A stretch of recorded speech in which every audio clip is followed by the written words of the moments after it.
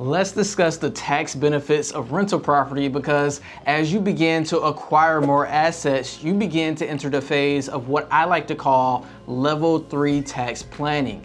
And this is where you start to make your money work for you instead of you constantly trading your time for income. Now, a lot of people like to think of real estate as a great way to build passive income, and it is. But what makes it really special is how favorable the tax code is to real estate investors. So what I want to do is give you a brief introduction into the tax benefits of rental property, and then I'm going to go a little bit deeper into everything you need to know so you know exactly what opportunities may be available to you.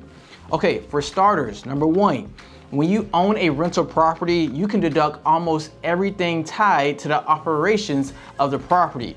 Some obvious ones would be stuff like mortgage interest, property taxes, property insurance, repairs, but there's also travel related to the property, your home office, your cell phone, and a lot more. But then there's number two, you get to take advantage of the ultimate paper loss, which is known as depreciation. Because the IRS allows you to depreciate and deduct the building portion of your property even if your property is going up in value and even if you have positive cash flow. This is popularly coined as paper losses because you didn't actually lose any money, but the IRS treats it as if you did. And then you can use those losses to offset other forms of passive income, and in some cases, offset other forms of active income, but more on this later. Because number three, I need you to know that you can create tax-free equity. And this is probably one of the most underrated benefits. Essentially, as your property appreciates and you build equity, instead of you selling the property and paying capital gains taxes, you can pull cash out tax-free through a refinance. So that's money back into your pocket without triggering a taxable event. But in the case where you absolutely need to sell or you just want to sell, then you still have the option to defer taxes with number four, a 1031 exchange, which allows you to avoid capital gains taxes by rolling your profits into another investment property. Now, there are some specific rules and criteria around this, so I'll be dedicating a lot of time to cover this more in the future as well. But before we get into that, I want to share with you one more tax benefit, one more major advantage, which is number five, the flexibility and tax treatment of rental property. You see, there are different tax rules and opportunities depending on the type of rental property you decide to acquire. For example, if you go the short-term rental route like an Airbnb or VRBO, then you have the opportunity to offset some active forms of income like W-2 and active business profits. If you go the long-term route, then you have the opportunity to offset other forms of passive income like royalties or income from another passive business. But remember, this is just an introduction to the benefits, and there are some technicalities around all of this that I'm going to share with you that you need to know before you make any of this a part of your tax strategy. But the bottom line is this: if you are at the point where you're thinking about acquiring and purchasing rental properties, that means you know how to hustle, that means you know how to make income, and you've saved enough to be in this position. And my job is to share with you that real estate isn't just about making passive income, it's a wealth building tool and a tax shelter when you do it correctly. This way, you are going to preserve your wealth by investing into a physical asset that over the long term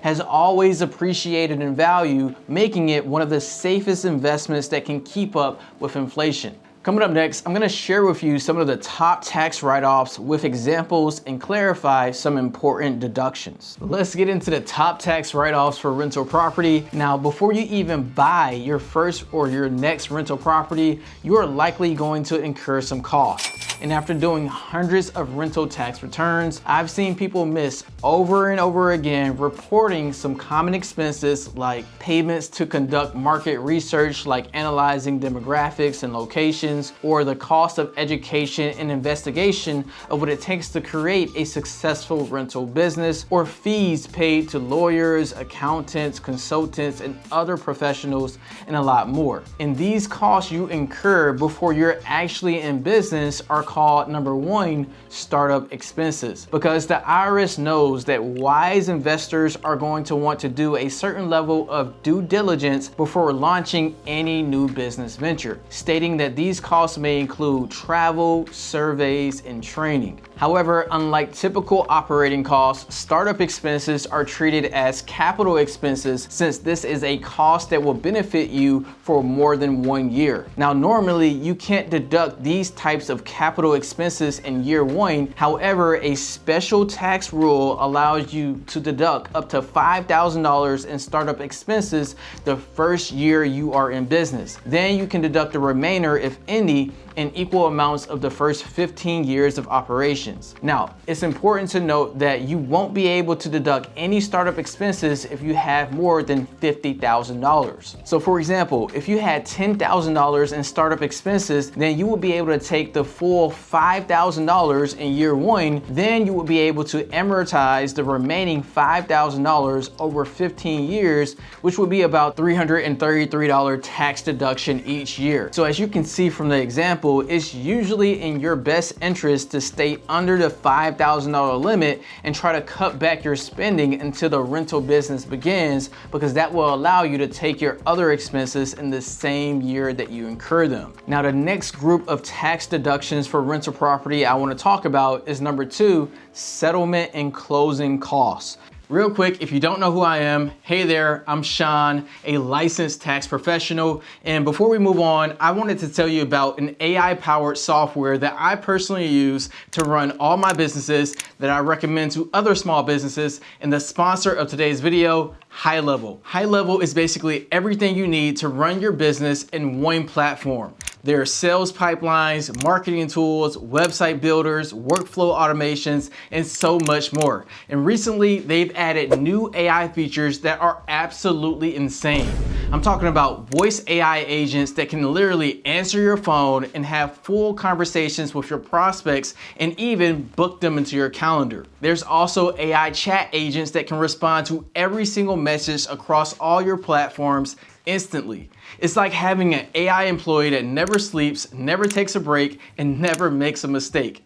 And when you use the link down in the description below, you can get access to a free trial. And by using my link, you also get an exclusive free 1-hour onboarding call with a high-level expert, so you can go ahead and set up these AI systems immediately. And you'll also get access to my new AI Business Blueprint course, breaking down how you can use this software to start and grow your business. So go ahead and click the first link down in the description below, because you're gonna wanna see this AI in action. All right, now let's get back into the next section in this video. Number two, settlement and closing costs. Because when you're at the closing table, you're gonna look down and you're gonna see a lot of other expenses going into the purchase of your rental property, like recording fees, legal fees, document fees, transfer taxes, title insurance, and of course, these are all known as settlement and closing costs. Now, do you want to hear the good news or the bad news first?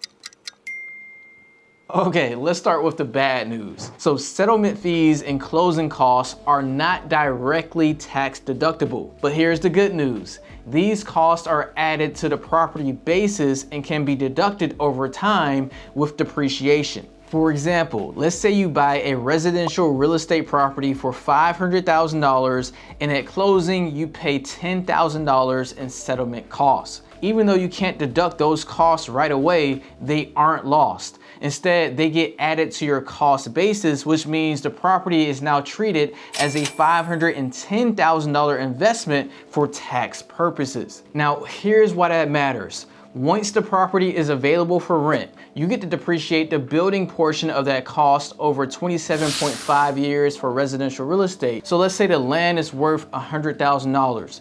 Then the building, including those added closing costs, is worth $410,000. Then you will be able to deduct $14,000 per year in depreciation. So the higher your basis is, the more depreciation you will receive. But not only that, having a higher cost basis allows you to decrease your future capital gains taxes. Let me share with you a quick story and why this is so important. So One of my good clients sold a rental property for a gain and got hit with a massive tax bill. We're talking capital gains taxes and a special tax called Depreciation Recapture, which I'll explain in my next point. But here's the worst part.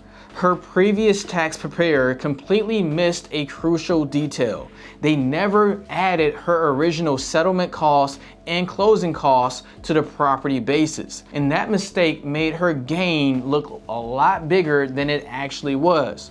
So of course we came in, we fixed it, and we helped her save thousands of dollars in taxes. So just because you can't directly deduct these things now, keep your records and your statements and use it when the time comes. Let's go ahead and add a little bit more detail to the third tax deduction for rental property on my list. Number 3, depreciation. This is something you are going to continue hear me breaking down because depreciation can be both powerful and complex, leading to a lot of confusion. So right now, I want you to know that depreciation is applied to residential property and commercial property and assets within the properties. But first, I want to make clear that land is not something that can be depreciated, right? For as long as the earth exists, land will hold value, whereas many other materials will eventually fade away, hence depreciation. So you always have to separate land from the assets being depreciated. That being said, let's talk about how depreciation works. The main depreciation method used for rentals is called straight line depreciation. Residential real estate has a useful life of 27.5 years, so you would take the total building value plus any capitalized costs and divide it by 27.5 years to get your annual depreciation deduction. However, for properties rented for non-residential or commercial use like multifamily apartments, they have a 39-year useful life. In addition, you may have assets inside of your rental with a shorter lifespan, like appliances and carpet with a lifespan of 5 years, office furniture with a lifespan of 7 years, fences and landscaping with a lifespan of 15 years, for example. You could add these assets to your tax returns as well and use straight line depreciation or another type called accelerated depreciation, which allows you to deduct more in the first 5 to 15 years.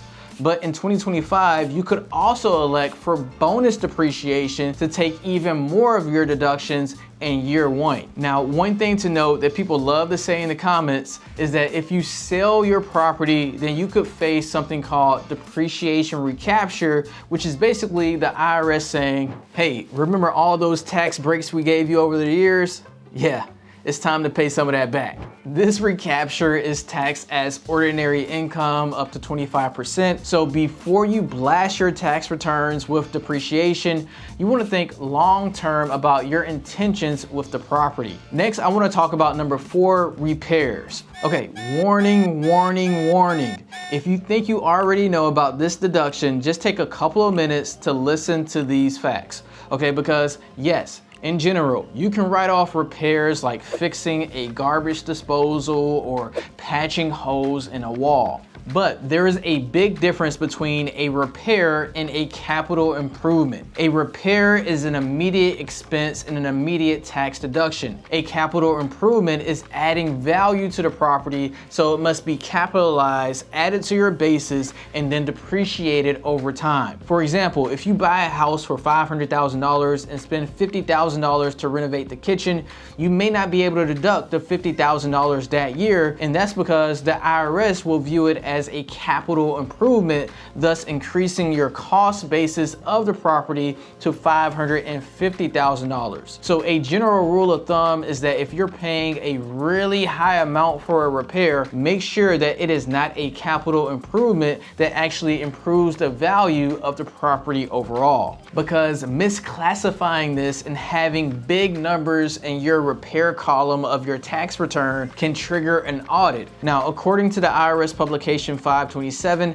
here are some things that should be capitalized.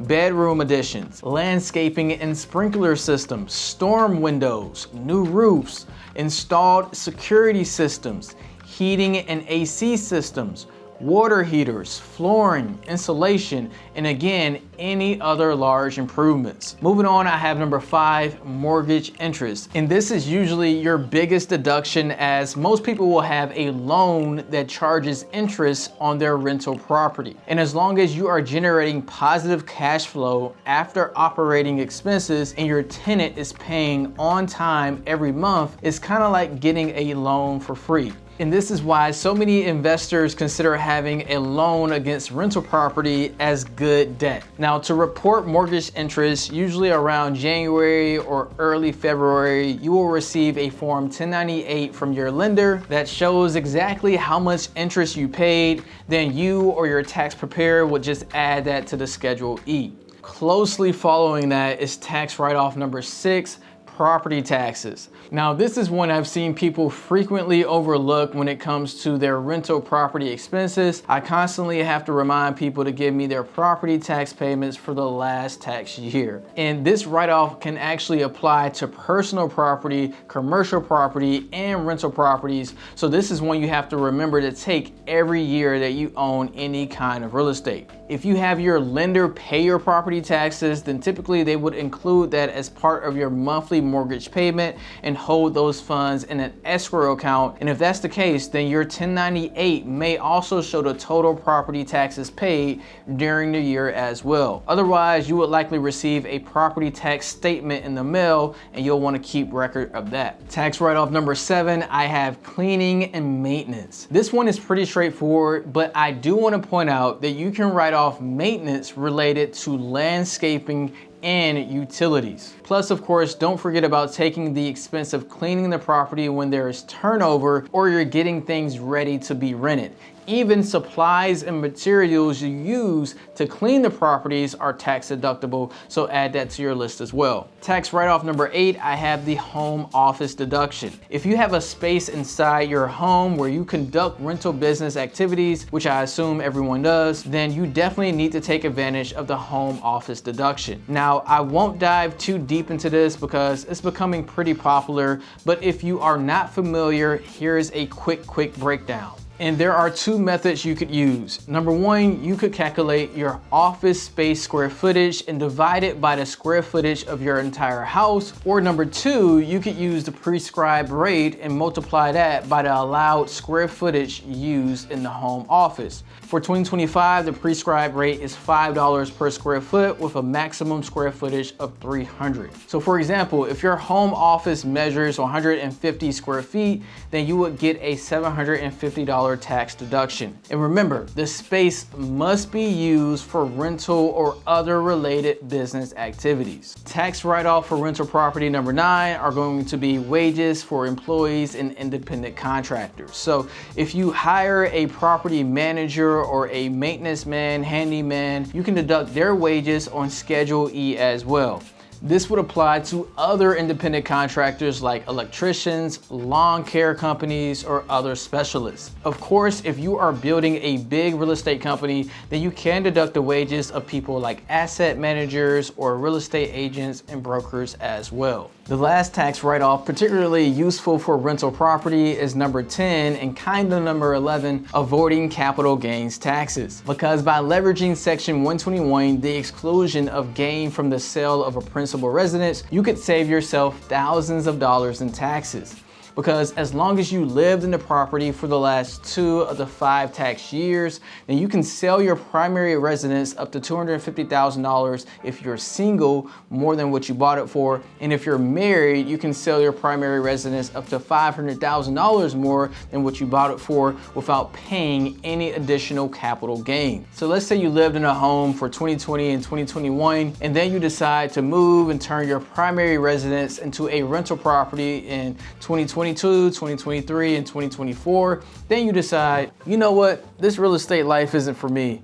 I'm gonna go ahead and sell this property. Well, since you lived in the property for the last 2 of the 5 tax years, you will be able to sell it and exclude between $200,000 to $500,000 in capital gains. But if you didn't live in the property in the last 5 years, Well, you still have another option, which is the 1031 exchange. This can allow you to avoid capital gains, depreciation recapture taxes, state taxes by rolling your profits into another investment property. But you don't have forever to do this, okay? You have to identify the potential properties for exchange within 45 days, and then you actually have to execute the purchase of the property in 180 days. And there are a couple more rules as well, but I'm simplifying this for now just to give you an idea of what is possible. Now, if you're ready to unlock the true power of real estate, then next you're gonna wanna go through my deep dive on how to create paper losses through depreciation. At the apex of tax strategy within real estate is the ability to create paper losses. Now, what are paper losses? Well, it basically means that in real life, you might be making a profit, but when you file your tax return, you are actually reporting a loss, which is sort of mind-boggling to think about, but it is completely legal and something that wealthy taxpayers frequently take advantage of. Let me show you an example. Let's say you purchase a real estate property for $500,000 and you put down 20%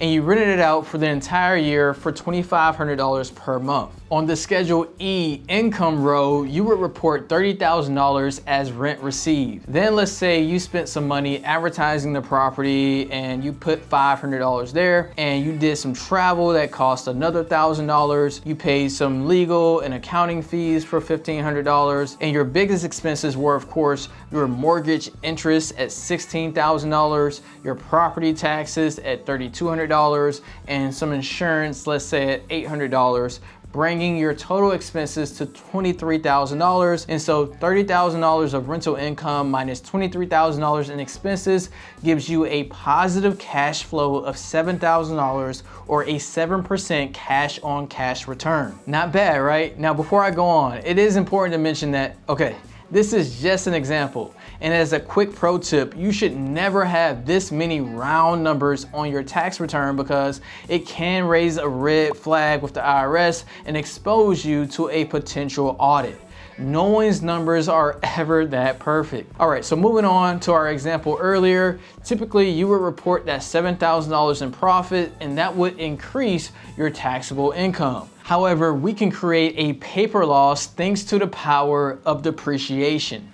On a $500,000 residential rental property using the straight line depreciation method, which is 27.5 years, you would have a $18,181 tax deduction that will be reported on row 18 of the Schedule E. So now, instead of having a $7,000 profit, you would have an $11,181 loss. But remember, you didn't have to use any cash to take this deduction. And that's exactly what makes this a paper loss. Even better, this loss could be used to offset other forms of active or passive income depending on the type of property that you own and you're renting out. And the thing about depreciation is, if you don't claim it, the IRS still assumes that you did when you sell the property, meaning you would still have to pay depreciation recapture tax. So you never want to skip out on taking depreciation. Now, do you understand how powerful all of this is? Let's recap. Good real estate in the long term has always appreciated in value, making it a low risk and pretty safe investment as long as you're choosing the right property. And it has the potential to make you income without paying taxes through paper losses. And once you understand this concept, it is easy to get hooked. In fact, back in 2020, 2021, I invested roughly $1 million into real estate and saved hundreds of thousands of dollars in taxes, to the point where I received an $80,000 tax refund, and that was mainly because I made too many quarterly estimated tax payments. And so once you understand the math and the magic, then you'll want to go after as much depreciation as possible. And the good news is, you can actually get more by accelerating depreciation. depreciation. You see, normally when you buy a rental property, the IRS treats it as one big asset that is depreciated over 27.5 years for residential property or 39 years for commercial property like multifamilies. But you can break down certain components of the property that have shorter lifespans and then deduct more in the first 5 to 15 years. Plus, you could combine this with bonus depreciation to take even more deductions in the very first year. Now, currently, bonus depreciation is 40% for 2025, but President Trump is in office and the benefits could increase back to the original 100% starting point. Let me show you how this can create bigger paper losses. Going back to our last example, let's say the property you acquire, you decide to add on a new refrigerator and some new carpet for $10,000. These two add-ons have a 5-year useful life, so when you add them to your tax return, you will be able to take an additional $2,000 depreciation deduction, or you could combine this with bonus depreciation and get up to a $5,200 tax deduction. So now instead of having a $11,181 paper loss, we're up to a $17,081 paper loss. But wait, there's more. Because there are likely other assets within the home or the property that can be depreciated as well, like other appliances, floors, furniture, fixtures, landscaping, and so on. But if they aren't new, you probably don't know the value of these things, right? That's where having a cost segregation study comes into play. A cost seg will break down or segregate the total cost of the building into different asset categories with shorter depreciable lifespans. Because the one thing that can't be depreciated is going to be land, right? For as long as the earth exists, land will hold value, whereas many other material things will eventually fade away. So the cost seg will always separate the land from the assets being depreciated. But overall, adding a cost seg will allow you to get the maximum benefit of depreciation and paper losses. If you want to conduct one, you would simply need to hire an engineer that specializes in assessing your property. I'll go ahead and add a link to a company that I often recommend somewhere down below.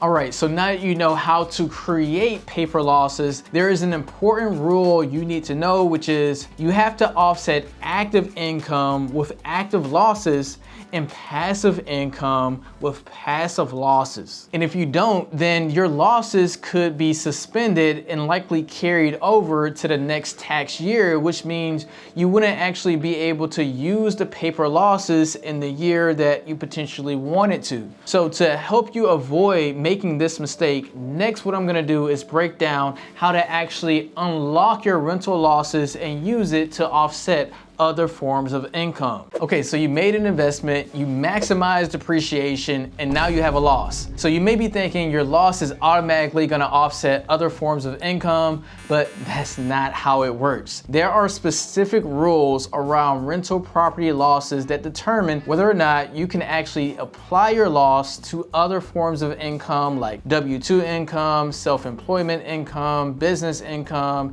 income from limited partnerships, or rental income from other properties. And if you don't understand these rules, you could find yourself with lopsided results. And oftentimes you will hear me simplify this rule as passive losses offset passive income and active losses offset active income. But now it's time to actually go deep and talk about how this works, because I don't want you to end up with losses that are unintentionally suspended and can't be used. Here's a flow chart that I'm gonna go through step by step so you can see exactly the technicalities of how all of this works. Let's start at the top with the biggest question: can you use rental losses? Well, that's gonna depend on the type of property you own.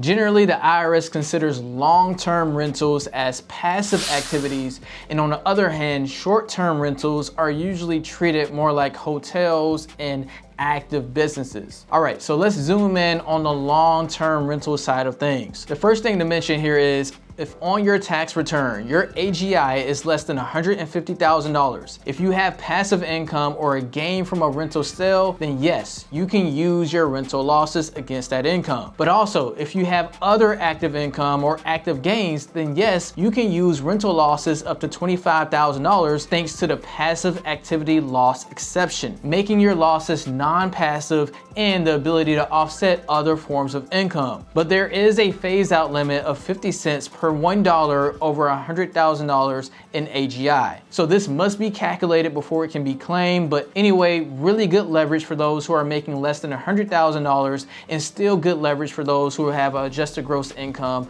of $100,000 to $150,000. All right, moving over, if you earn more than $150,000 in adjusted gross income, then you could fall into this category where you have no real estate professional status and no material participation. In this case, my simple rules apply. If you have passive income or a passive gain from a rental property, then yes, your losses are passive and can offset any passive income you have, thus boosting your tax savings. On the other hand, if you only have other active income, then no, your losses are suspended and carried over to the next tax year, which does not reduce your taxable income. However, all hope isn't lost, because in the next category, if you qualify as a real estate professional and you materially participate in rental activities, then you can apply your losses to any income you have, passive or active, thus offsetting income and boosting your tax savings. Now, let's talk about that for a second and define what these two things mean. Okay, to qualify as a real estate professional, typically you must spend at least 750 hours per year in real estate activities and spend more than 50% of your total working hours in real estate trades and businesses. Usually these are professionals like real estate agents and brokers, property managers, real estate developers, contractors, and house flippers, and full-time real estate investors.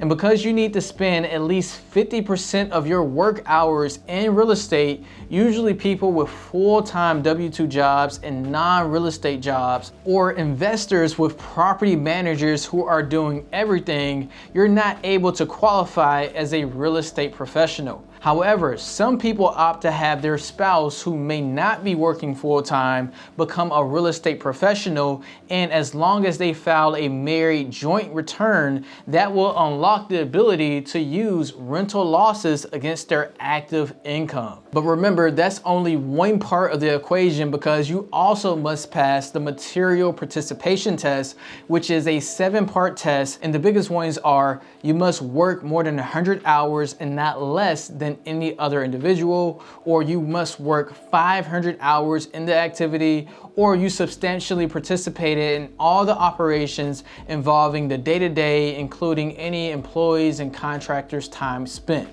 So if you or your spouse are able to meet one of these tests, then you are considered to be materially participating in rental activities. Now, what if you or your spouse are able to meet the material participation test, but you do not qualify as a real estate professional and you're looking for ways to offset active income from businesses or W-2s? Well, I want to introduce you to the power of owning a short-term rental property, because once again, if this type of property is managed like a hotel, then it's treated more like an active business, allowing you to use your rental paper losses against your other forms of active income. Let's look at how this works. For starters, you must answer: is the average stay for your property less than 7 days? If yes, the next question is, do you materially participate?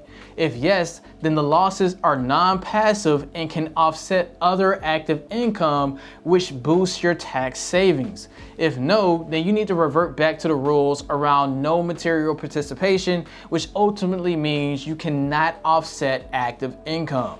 Now, if the average stay is more than 7 days, then the next option would be if your average stay was less than 30 days and significant personal services are provided by or on the behalf of the owner. So then what are significant personal services? Well, those will be services that are going beyond just maintaining the property. A few examples would be stuff like meals provided to your guests, or concierge tours, or on-site staff, or laundry for your guests' clothing, or changing linens during their stay, or transportation or shuttle services. And so these services would need to be substantial and regularly provided. If you answered no to this, then any losses are considered passive and you need to go back to the flow around long-term rental properties. If you answer yes, then you still must determine if you materially participated, and if yes, then those losses can be used to offset other income and thus boost your tax savings. So the key to making short-term rentals work is by having material participation. And again, you want to work at least 100 hours and not less than any other individual, which means you'll want to make sure you're tracking the time for your contractors as well, or work 500 hours in total. Oh, Sean, that's easy. I just spent 500 hours looking for a new couch for my property. That counts, right? Absolutely not. Let's take a look at what time counts and then what time doesn't count towards these hours. So time that counts will be stuff like the time you spending personally maintaining the property, renovating the property, not designing it, or any other on-site work you do, like maybe even mowing the lawn. Time that doesn't count would be stuff like investor time to analyze things, unless you're involved in the day-to-day operations and you're using the 500-hour test. This would be stuff like studying and reviewing financials or creating reports. Other stuff would be education or searching for new properties, for examples. Now, what makes passing these tests difficult for many people is when they hire a property manager or a company to handle all the day-to-day operations, because that gives you less time towards actually passing the material participation test. Which brings me to the next point, which is the short-term rental strategy is becoming more and more popular, and without question, there will be tax preparers and people trying to do things on their own that completely misuse this and they don't understand how it works. And anytime that happens, the IRS starts to pay close attention to these areas of the tax return. And because the benefits of paper losses with real estate are so great, if you do this wrong, it's going to come back and bite you in the butt. So it is incredibly important to actually have proof and documentation of your rental stays and your personal activity if you're trying to pass material participation. You don't want to wait until you're audited and then try to come up with proof, because then you're going to get the side eye from the IRS. So instead, what you want to do is you want to have your documentation to be as close in real time as possible. That means having clear timelines and timestamps, which could be having your emails and messages which have timestamps on it, recorded mileage that is mapped to and from the property, receipts of materials and supplies, heck, even pictures and videos of you completing work. The closer and real-time evidence you provide and the faster your response times to the IRS matters a lot in situations where your activities may be called into question. All right, so the mission here is accomplished. You should now understand the rules around using your paper losses to offset income. Now we need to talk about what happens if you sell the property. Well, there's a nasty 25% tax that you need to know about. All right, you followed the rules, took the write-offs, and saved a bunch in taxes. But then came a sale and a surprise tax bill that even you didn't see coming. Because if you ever own a rental or you plan to, there's one tax rule that most investors learn too late, and that is depreciation recapture. Stick with me, because today I want to break down exactly how this works, how it affects your bottom line, and how experienced investors make sure they stay in control. Because here's the truth, owning a rental property doesn't make you rich. You grow your wealth by mastering the rules of the game, especially when it comes to taxes. And depreciation recapture is a tax rule that many investors miss. No, it is not a punishment, but it is simply how the IRS makes up for tax breaks that you took over time. Now, the good news is if you understand the rules, then you can stay ahead and stay in charge. Let's break it down starting with number one. What is depreciation? So basically, when you buy a rental property, the IRS gives you a tax deduction called depreciation. What does that mean? Well, the IRS knows that buildings get old over time. Roofs wear out, appliances break, pipes start to leak, and things simply fall apart. So they let you treat part of your property's cost as an expense every year to account for this normal wear and tear. And so every year you get to subtract a little bit of your property's value from your taxable income. Even if your property's market value is going up, you're still getting deductions because the IRS sees value differently. Over time, these deductions can really add up, and if you own a property for many years, you could save tens of thousands of dollars in taxes. And that part feels great. And it is great because these savings can help you cover maintenance costs, it can boost your cash flow, or help you reinvest into your next property. But here's where many people miss something important. These tax deductions don't just disappear when you sell your asset. The IRS keeps track. When you eventually sell the property, the IRS wants to catch up and review the tax breaks that you took over all the years. And that's what is called depreciation recapture. It's basically the IRS saying, hey, remember all those deductions you took over the years? Yeah, before you close out this investment, it's time to settle up. And so if you're not prepared, that settlement can feel like a complete surprise. But don't worry, because once you understand how it works, you'll see it as just another part of the system. And the best part is you got options to handle it smartly. We'll get into that, but first let me do a quick example of exactly how it works. Let's say you buy a rental property for $300,000, and as the property gets older, you took around $100,000 in depreciation. That's great, right? You saved a lot of money in taxes along the way. Now, fast forward, the property value has gone up. This made you decide to maybe sell the asset for $500,000. And on paper, it feels like a big win. You bought a property for $300,000, you sold it at $500,000, so you think that is a $200,000 profit, right? But here's where the tax part comes in and how the IRS looks at it differently. They remember that you've already claimed $100,000 in depreciation over the years. And because of that, they adjust some of the numbers. For tax purposes, the IRS doesn't see this as a $200,000 gain. They see it as a $300,000 gain. Why? Because the $100,000 in deductions you claimed before now comes back into play. It's like the IRS saying, wait a second, you already got tax benefits for part of the property's value. Now that you're selling it, we need to count that back in. And so again, that is called depreciation recapture. Now, that $100,000 that you wrote off earlier now counts as taxable income when you decide to sell. And the part that catches many investors off guard is that this recaptured amount is taxed differently. It is not taxed at the usual capital gains rates. Instead, it can be taxed up to 25%. So while you thought you were in the clear on your profit, the IRS is waiting to collect taxes on the depreciation that you've enjoyed over the years. And if you don't see it coming, it can feel like a big surprise to your bottom line. But now that you understand how this works, you can plan ahead and make smarter moves to reduce the hit or even delay it. But I know some people are gonna look at this and think, well, I don't want to take depreciation at all, which is why I added number 3, an important note on depreciation recapture. Okay, warning, warning, warning.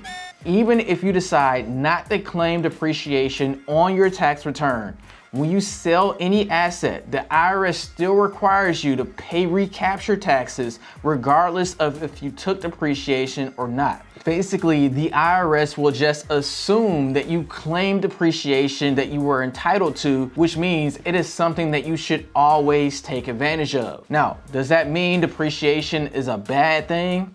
Not at all. Actually, it is one of the biggest advantages that you have as an investor. Depreciation is one of the few tools that can help you lower your taxes year after year after year while your property is still going up in value at the same time. Let that really sink in for a moment. Your property could be worth more today than what you bought it for in the past, yet you've been enjoying tax breaks the entire time.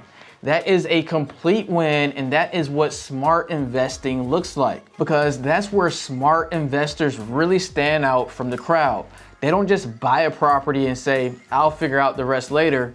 They understand the full life cycle of their investment.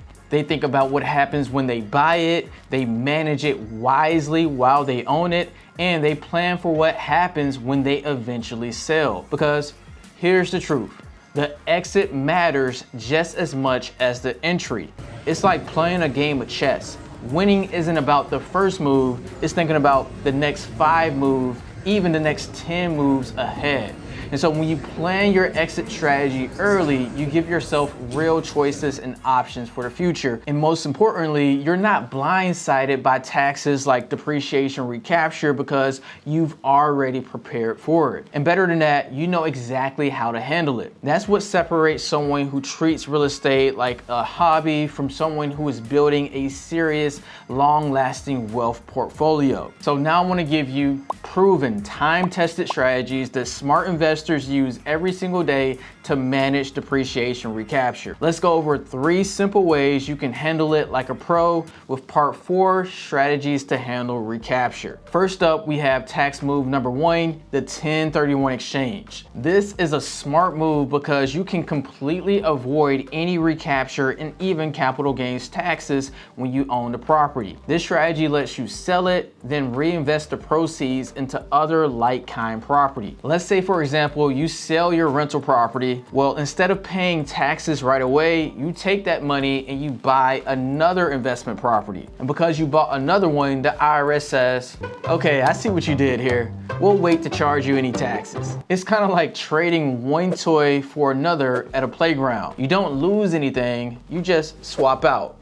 So you're not skipping taxes forever, but you're waiting until later to deal with any tax issues. In short, you are using the system to better time your taxes. This is going to give you more time to grow your money, buy better properties, and make smarter tax moves for your future, which allows you to keep growing your investments without getting hit with taxes right away. And when this is done properly, you defer both capital gains and recapture taxes.